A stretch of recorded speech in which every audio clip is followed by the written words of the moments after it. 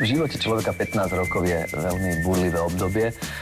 V živote Markízy, v živote televízie to je vlastne len začiatok. Ja som strašne rád, že som stál pri začiatku divadla Astorka, keď vznikla Markíza a že... Pardon, prepáčte. Áno? Áno, pani riaditeľka. Takže prajem Markíze, všetkým ľuďom Markíze. Veľa práce, veľa pôvodných programov. Obsadzujte slovenských hercov, je na čom stavať. Veľa pôvodných programov.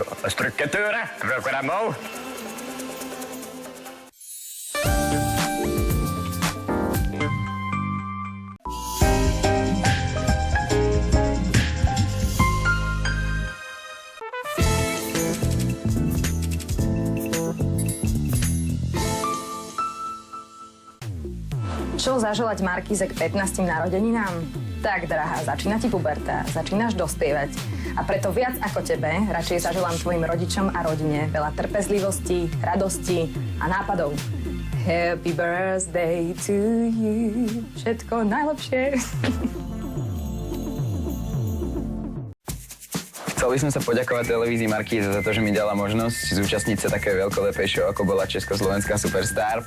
A keďže ja mám 15, aj Markíza má 15, tak jej prajem všetko najlepšie a asi viem, aký je to bláznivý vek, tak nech si to užije.